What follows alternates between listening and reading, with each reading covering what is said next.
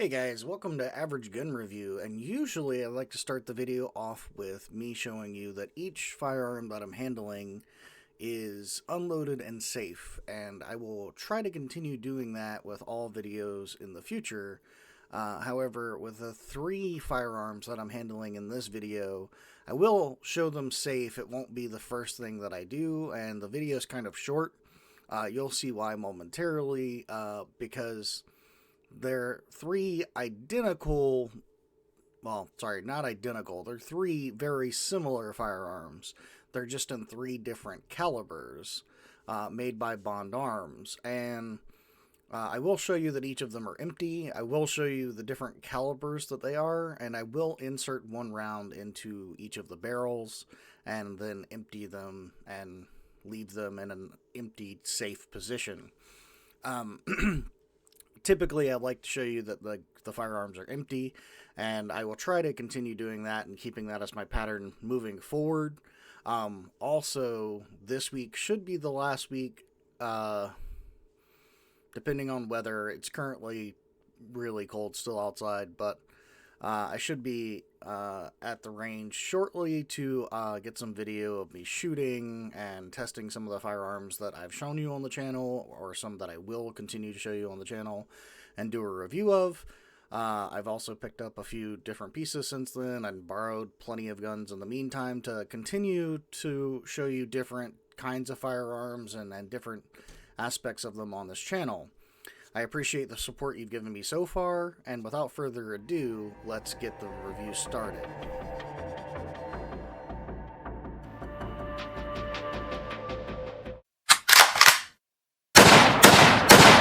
So, the 3 firearms that you're going to see in the background, I'm not going to take any of them apart, because there's not much to taking them apart. They're 3 derringers, all 3 made by Bond Arms, which is a firearms manufacturer made out of Granbury, Texas. They were founded in 1995, so they've been around almost 30 years now. If you ever visit their website, they tout being the best bang for your buck for a hand cannon. All 3 of these on their website should come in under $300. They're all 2.5-inch barrels. They're all 2-shot derringers. They all open the same way. They all have the same style of functioning. They all have, and you should be able to see in the video in the background at some point, I try to point it out and make it clear that all 3 of them have an integrated safety, which basically blocks the hammer from falling. All 3 of them are hammer fired. That means they are all single action. You can't just pull the trigger and cause it to fire again. They're all also pretty heavy trigger fire. I did fire one of these while it was on loan, when I was visiting family and friends, and the one I fired was the one on the very end, the one I kind of show last, which is a 45 long Colt that also chambers a 410 bore shotgun shell. It's known, or its nomer is the Snake Slayer, because you can put, birdshot 410 shotgun shell in there, and if you come across a sneaky snake, you won't have any issues. Now, I'm not one for just randomly killing snakes. If it's a black snake or a green snake or garden or rat snake, please leave it alone. There's no need to kill it. However, there are times if you're out in the woods and you come across an angry moccasin or a rattler, depending on where you are, or, you're out walking your dog and one almost goes to bite you. Well, by all means, protect your dog. But just killing snakes to kill snakes, I'm not for. They're excellent pest control. They make pretty decent pets from what I've seen. I don't have one as a pet. I don't want one as a pet. I'm not opposed to them. I've held snakes. I'm not scared of them. I think that's where some of that comes in. Nonetheless, back to the firearms. These 3 derringers are touted as hand cannons, and the one on the far left is a 9mm. The one in the middle is a 357, which also chambers 38 special, and the one on the right is 45 long Colt with 410. Now, I did not enjoy shooting the 45 410, and part of that is because although these are very solidly built, I will say they're solidly built derringers, and they're ridiculously small for the caliber that you're putting in them. I think each of these weigh about 19 ounces, which is just a little over a pound. And although that's enough metal to contain the gun blast, it's not enough metal to disregard the impact of that bullet.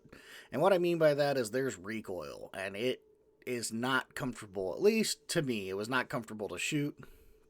Now, I think the grip had part to do with that. You'll notice that this is a pretty large grip for a pretty small gun. I didn't find it the most comfortable.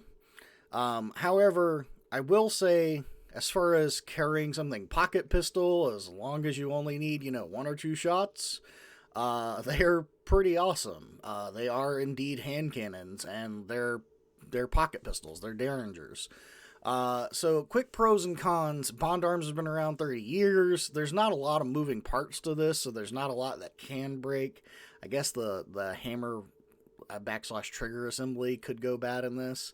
Otherwise, it's literally just a locking spring mechanism that allows you to flip the barrel over and insert 2 rounds.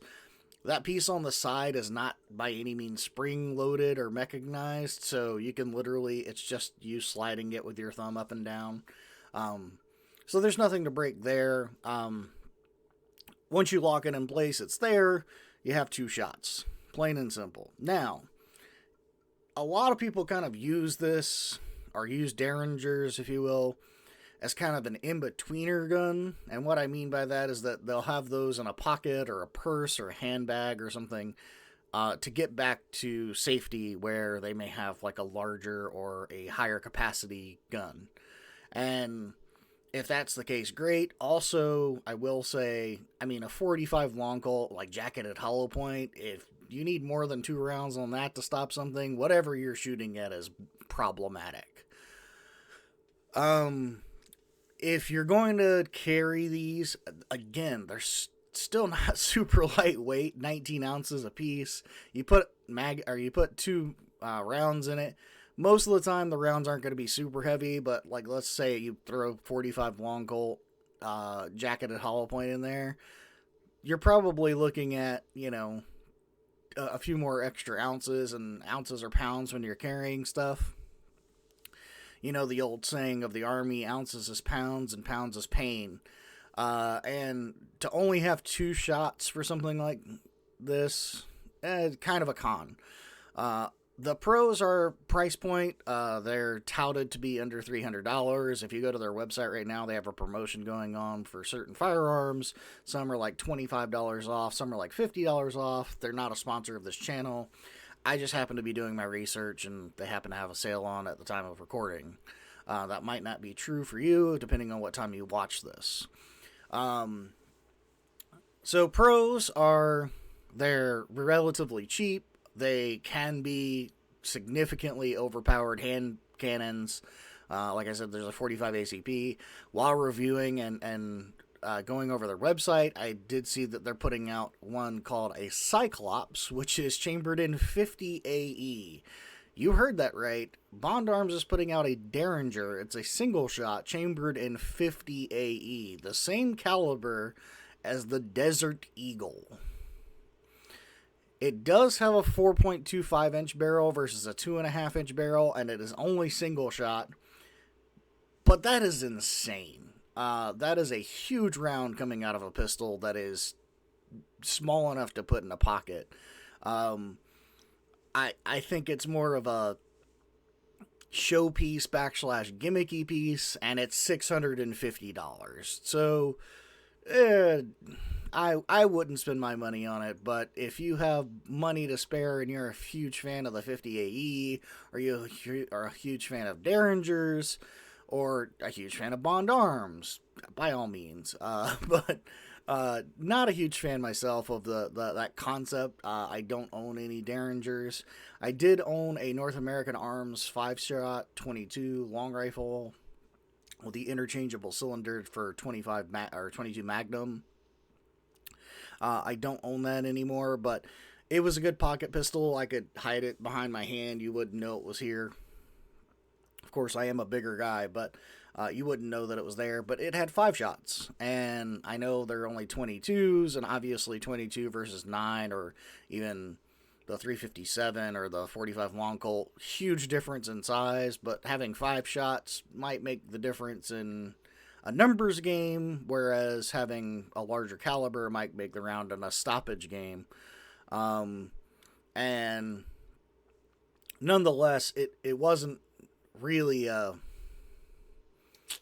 it wasn't a daily carry to daily carry. Again, that was kind of my intermittent piece. If I was just going somewhere and all I wanted was what was in my pockets, I might throw it in my pocket, and I didn't do that all the time.